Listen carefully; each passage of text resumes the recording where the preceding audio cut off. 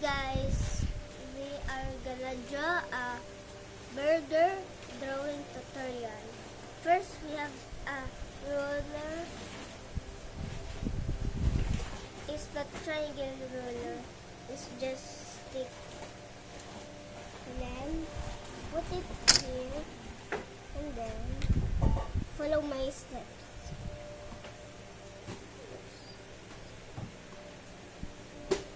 Follow my steps, okay?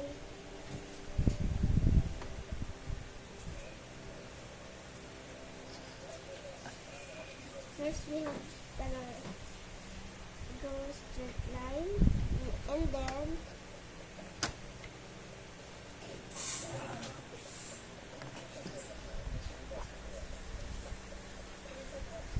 follow my steps, okay? We are gonna drawing a S and follow my steps.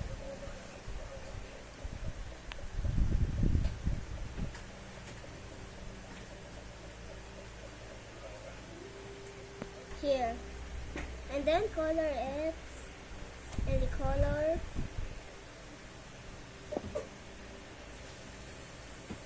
And the color, okay.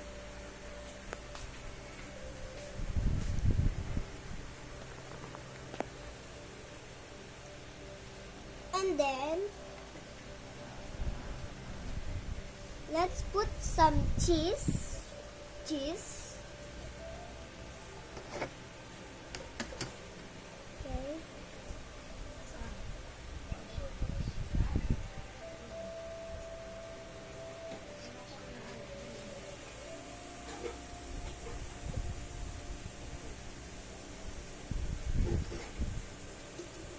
Follow my steps.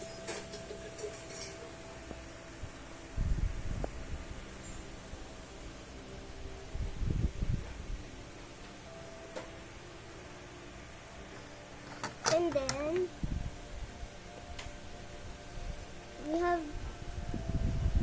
we put some bands.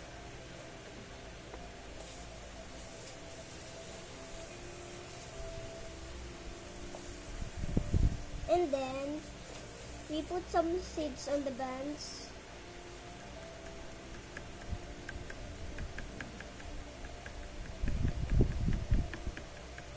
Here. It's now a burger. Bye! Thanks for the tutorial.